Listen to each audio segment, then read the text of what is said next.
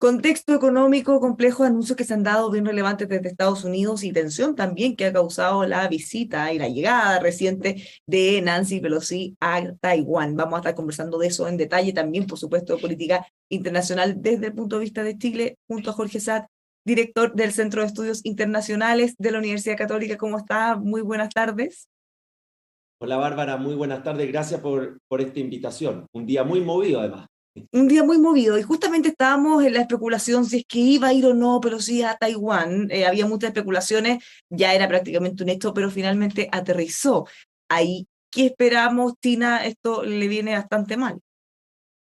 Efectivamente, creo yo, una mala noticia, es una decisión imprudente, un riesgo innecesario desde el punto de vista de la seguridad nacional y desde el punto de vista del momento en el que está atravesando el mundo, porque para China el tema de Taiwán es un tema de política interna, un asunto de soberanía y de integridad territorial, y es una de las líneas rojas que ha trazado China en esta materia y que se arrastra hace varias décadas. ¿Qué es lo que ha definido Estados Unidos? Estados Unidos, Bárbara, tiene una estrategia que se le llama de ambigüedad, que por una parte reconoce que hay una nación, que es China, pero presta apoyo tanto económico como militar a Taiwán, y hay un compromiso de que si Taiwán es atacado, Estados Unidos le presta ese apoyo de defensa. Pero Estados Unidos sostiene también la política de una China, y creo yo que este viaje tan cuestionado es muy incómodo para la Casa Blanca y para Washington. ¿Por qué se produce este viaje pensando justamente en todos estos impactos que iba a tener y las quejas de China? Hay que entender que Nancy Pelosi, que es la presidenta, por decirlo de alguna manera, de la Cámara de Representantes, es la tercera en la línea de sucesión de autoridad, ha tenido un discurso a favor de los derechos humanos, muy crítica con China en su historia, y este era un viaje que tenía programado hace un par de meses, pero que se postergó porque había tenido COVID. O sea, el Pentágono hace ya unos 3 meses sabía de esta posibilidad de este itinerario de viaje, y hay que entender también un contexto político local de Estados Unidos, con elecciones de medio tiempo en noviembre, pero sin lugar a dudas, en el momento que atraviesa el mundo, en la rivalidad estratégica de Estados Unidos con China, en el ascenso chino hoy día en el mundo, esta, creo yo, es un viaje imprudente y que puede tener consecuencias inesperadas en el corto y mediano plazo. ¿Consecuencias como cuáles, por ejemplo? A ver, China se ha mostrado muy crítico a la herramienta de las sanciones económicas. Lo ha criticado en la guerra de Rusia en Ucrania, porque sabe también China que de aplicarse sanciones económicas contra su economía se puede ver afectada. Una economía además como la China, que no tiene buenas proyecciones de crecimiento para el próximo año. Pero a la vez, para China, este es un tema que afecta directamente a su nación, a su honor, y para Xi Jinping, que también tiene que enfrentar la elección a fin de año en el Congreso del pueblo chino, esta es una fuente de legitimidad. O sea, lo que quiero transmitir, Bárbara, es que es un muy mal momento para este viaje, porque además China tiene que mostrar, Xi Jinping tiene que mostrar un poderío, exacerbar el nacionalismo, pensando en las reuniones, en las elecciones que se vienen a fin de año. Bueno, hablemos también de otro gran anuncio que hizo Estados Unidos, y esto a uno le recuerda el anuncio, el anterior, cuando habían capturado y finalmente se había terminado con Osama Bin Laden. En este caso, Estados Unidos anuncia que mató al líder de Al-Qaeda, al sucesor justamente de Bin Laden. ¿Qué implica esto? ¿Por qué no se ha generado tanto escándalo, tanto revuelo internacional como la vez anterior? Creo que ha tenido menos revuelo y efectivamente es el líder más importante después de Bin Laden, fue el brazo derecho, el gran ideólogo, el arquitecto de, por ejemplo, los ataques suicidas, que no solamente tenemos la imagen simbólica del atentado a las Torres Gemelas, luego Madrid y Londres, sino también atentados que hubo en el pasado a embajadas de Estados Unidos, como lo que ocurrió en Kenia. Este ideólogo era muy importante y efectivamente reemplaza a Bin Laden cuando Bin Laden es ya finalmente asesinado en 2011. Pero hay que entender que hoy día el fenómeno del terrorismo ha cambiado a nivel global. Hoy día el terrorismo, en primer lugar, tiene una forma de organización mucho más local. El llamado yihadismo hoy tiene una fuente local, especialmente luego de las derrotas que tuvo el ISIS en Siria, en Irak, y también el menor poderío que ha tenido Al-Qaeda, que ya no es una unidad centralizada, sino que también está mucho más fragmentada. El líder que hoy día que fue el día domingo, atacado finalmente por la inteligencia americana, tenemos que entender que una persona sobre los 70 años, que ya estaba hace 20 años más o menos recluido, y que para las nuevas generaciones de esta Al-Qaeda más descentralizada ya no tenía el liderazgo que se pudiera pensar en el pasado. Además de esta tirante relación con el Talibán en Afganistán, donde también surgen muchas preguntas. Pero es increíble cómo van cambiando los tiempos, esto se hace con un dron, o sea, la tecnología llegó pero para quedarse desde todos los puntos de vista. Exacto, y de hecho ocurre en Afganistán, dirigido hoy por el Talibán, porque este terrorista ya estaba en Afganistán y había podido sortear refugiados y de distintas maneras ataques durante las últimas 2 décadas. La gran pregunta hoy que no tiene respuesta es, ¿cuál ha sido el rol del Talibán o cuál fue el rol del Talibán en este ataque al líder del Al-Qaeda?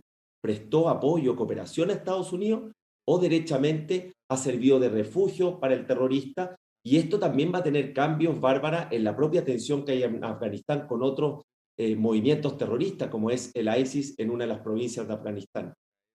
Bueno, veíamos esto en materia internacional, la visita, ya lo decíamos, de la presidenta de la Cámara Baja, para de alguna manera entender, dimensionar lo importante que es en Taiwán, va a sacar roncha, vamos a mirar qué pasa ahí, pero vengámonos a lo local. ¿Qué pasa con Chile, nuestra propia política exterior? Ha habido mucha tensión interna respecto a las políticas que se están tomando desde el gobierno de Relaciones Internacionales y sobre todo desde la Subsecretaría de Relaciones Económicas. ¿Cómo ves? ¿Se pone en duda la apertura? Cosas que se habían dado por esto durante décadas, ¿se están cuestionando ahora o es solo en el papel? Sí, Bárbara, solo me gustaría una línea del tema de Taiwán. Si esto escala, las consecuencias van a ser mucho mayores que lo que estamos viendo en la guerra en Ucrania, por la presencia de China en Occidente. Pensemos que China y Estados Unidos son los dos principales socios comerciales de Chile, y porque Taiwán concentra gran parte de una industria que es estratégica en el mundo de la tecnología, como es la de los semiconductores, con todo lo que significaría eso en automóviles, en celulares, en productos electrónicos a la vez. O sea, hay que mirar esto con un impacto que puede ser mucho mayor en la economía global y en Occidente que lo que estamos viendo en la guerra actual. Yendo a Chile, que quería recalcar eso, hemos tenido un inicio con una serie de polémicas, controversias en materia política exterior, no comunes para una política, digamos, que es de Estado, que es sobria y que no suele estar en los titulares. Yo creo que ahí hay temas de funcionamiento del gobierno, creo que Cancillería está teniendo muchos problemas con definiciones más bien de corte ideológico del segundo piso del gobierno y que lo hemos visto en los nombramientos en embajada, en este tironeo respecto de apoyar o no la candidatura de un gran jurista como es Claudio Grossman, y en temas de política comercial donde no nos olvidemos, en teoría, este mes de agosto comenzaba una consulta sobre los tratados de libre comercio y al parecer esa consulta finalmente o se suspendió o definitivamente se desechó. ¿Cómo podemos entender esto que está pasando? Porque si bien esto de revisar los tratados internacionales es un tema que se levantó en campaña, parecía que para la segunda vuelta se había dejado de lado, ahora se vuelve a poner sobre la mesa por parte del subsecretario Humada. Se está mirando el Mercosur, se dice que vamos a mirarlo con prioridad. Entonces, ¿cuánto de eso realmente es o podría ocurrir? Y lo otro que usted mencionaba también al pasar, este ruido de Cancillería, hemos visto muchísimas notas riñas o pugnas internas, nombramientos fallidos, la designación, por ejemplo, de algunos embajadores como de Polo, que no tuvo nunca el agreement hasta ahora. ¿Qué va a pasar con eso? Retiraron a al que había nombrado en China y él sí había tenido el agreement del gobierno chino. Entonces, se ve, se ve o ha trascendido que hay hartos problemas ahí adentro. ¿Están así? Sí, yo creo que a nivel de político, de la política exterior, tema de los embajadores, lo que tú señalas, lo que hemos visto la última semana, este gobierno partía con todo el viento a su favor, con una imagen internacional del presidente Boric muy favorable, con un progresismo internacional que es bastante condescendiente con este tipo de liderazgo, y la verdad es que se han cometido errores que yo lo atribuyo a falta de experiencia, mala asesoría al presidente y también algunas preferencias ideológicas que no deben aplicar para la política exterior, que tiene criterios distintos a la política interna y que se ha traducido, por ejemplo, que Brasil, que es nuestro principal socio comercial en la región, uno de los principales inversionistas extranjeros, no tenemos embajador y probablemente no lo tengamos hasta enero, si es que se confirma el triunfo de Lula a fin de año. Luego tenemos... Ah, pero hay un segundo. O sea, ¿es posible que traten de aguantar este nombramiento todos estos otros próximos meses por si ganara el próximo presidente Lula y él sí dieran este agreement? ¿Podríamos estar todo el año sin un embajador? Claro, porque la elección de Brasil es en octubre, la primera vuelta, y el presidente asume en enero. Podríamos tener un escenario de que el gobierno dijera, bueno, vamos a esperar al próximo presidente que pudiera tener una mayor afinidad ideológica, pero ese no puede ser el criterio para nombrar un embajador. Sin duda, hay destinaciones que son de confianza y es potestad del presidente. Pero lo que uno espera es que los candidatos que se propongan estén a la altura y mantengan una tradición de una cancillería como la chilena, que es bastante respetada a nivel internacional y que obviamente estos episodios afectan la moral de los funcionarios y de los distintos diplomáticos que están en esa repartición y repartidos en el mundo. Más allá de lo político, desde el punto de vista práctico, ¿da lo mismo no tener un embajador en un país tanto tiempo? De hecho, en China tampoco lo tenemos porque se había nombrado y se sacó, pero todavía no sabemos qué pasa. Creo que no da lo mismo porque el embajador, en un mundo diplomático que es muy jerárquico, sigue siendo el máximo representante que tiene nuestro país en las distintas destinaciones. Lo voy a poner en un ejemplo distinto. Veamos cómo se ha notado, por ejemplo, en Chile, en otro plano, la ausencia de embajador de Estados Unidos, que ya se ratificó el nombramiento de la embajadora, frente a lo que fueron estos últimos años los enfrentamientos con China. Y se notaba esa ausencia de esa máxima autoridad política a pesar de que las relaciones diplomáticas continúan, las relaciones comerciales, entre otras, pero ciertos países estratégicos para el país es fundamental tener un embajador nombrado con agreement y que obviamente está a la altura de lo que se espera en las relaciones diplomáticas. Eso es la parte política. En la parte política comercial, creo que este gobierno, la Subsecretaría de Relaciones Comerciales, incluso algunos asesores de segundo piso, tienen una tradición ideológica que cuestionan los tratados de libre comercio. Es cosa de ver las participaciones que tuvieron estas personas en los foros antes de ser gobierno. Pero uno entiende que cuando asume el gobierno tiene que moderar ciertas posiciones. Pero cada señal que el gobierno dé de cuestionamiento o de falta de determinación frente a los temas de acuerdos comerciales, inmediatamente vuelven estos fantasmas. Y eso es lo que ha ocurrido. Ha ocurrido con la excesiva dilación del TPP, donde también el Senado tiene una responsabilidad que no puede eludir, y ha ocurrido con esta falta de claridad de querer reabrir el acuerdo con la Unión Europea, cuya modernización quedó concluida en el gobierno pasado. Y finalmente, con ciertas negociaciones que vemos que no avanzan con la celeridad que debieran avanzar. Eso genera señales equívocas, equívocas también con el mensaje que está transmitiendo el Ministerio de Hacienda, y uno espera que haya una línea más clara, una determinación, como se vio con el acuerdo de Escazú, pero también lleva a este tipo de acuerdos comerciales.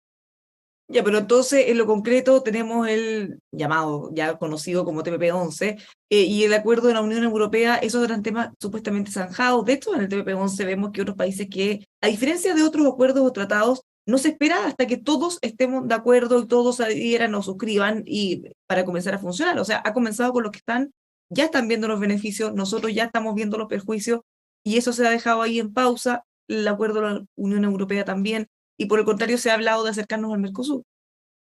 Claro, efectivamente hay países que ya ratificaron el TPP, las principales economías ya confirmaron el TPP, sumemos a los países que quieren incorporarse, Uruguay recientemente, el Reino Unido, China, la propia Corea, o sea, la tendencia es a sumarse a este mega acuerdo del Asia-Pacífico, que es la zona económica más dinámica del mundo, versus la política que está teniendo Chile frente al tratado. En la práctica, hoy día Chile tiene derecho a voz, no a voto, porque participa en alguna de las reuniones de TPP y ha perdido ventajas competitivas que da el acuerdo y que la están aprovechando algunos competidores nuestros como Australia, como Nueva Zelanda, y hay distintos estudios en esas ventajas que está perdiendo. El tema del Mercosur creo yo que es un tema más bien romántico. Esta convergencia con el Mercosur, donde hay importantes países y con quienes tenemos relación histórica, pues el Mercosur hoy día pasa por un muy mal momento. muy condicionado por reglas proteccionistas de sus principales economías, Brasil y Argentina, y por lo mismo economías como Uruguay, que son pequeñas y que se han querido abrir al mundo, están iniciando negociaciones con, o retomando negociaciones con China y tratando de abrirse al mundo también a través del TPP. Creo que está bien que Chile tenga una relación con Mercosur, sin lugar a dudas, pero el foco de Chile tiene que estar en otro lado, tiene que estar en la Alianza del Pacífico, tiene que estar en la proyección con el Asia-Pacífico, donde están las oportunidades para el mercado chileno, y seguir profundizando también algunas relaciones bilaterales con países que son miembros del Mercosur. Pero más allá de lo conceptual, nuestras fichas no tienen que estar puestas en el Mercosur, tienen que estar en lo que te señalé hace poco. Ahora, mirando justamente todo esto, tenemos un proceso constituyente en curso. Ya tenemos la propuesta total y definitiva para que podamos aprobar o rechazar el 4 de septiembre. Es bien escueta en materia de relaciones internacionales. ¿Qué le parece lo que está ahí establecido? Dentro de las cosas llama la atención que se establezca América Latina y el Caribe como zona prioritaria de las relaciones económicas internacionales de todo tipo. La propuesta constitucional no tiene tantas menciones directamente a las relaciones exteriores, pero tiene algunas de ellas y algunas indirectas. Lo primero es esto de definir en una constitución una zona geográfica prioritaria, que dicho sea de paso, si tú ves los números, el 15% del comercio chileno es con América Latina y el Caribe y se ha movido bastante poco en los últimos 30 años, no así lo que es toda la zona más hacia el Asia y el Pacífico.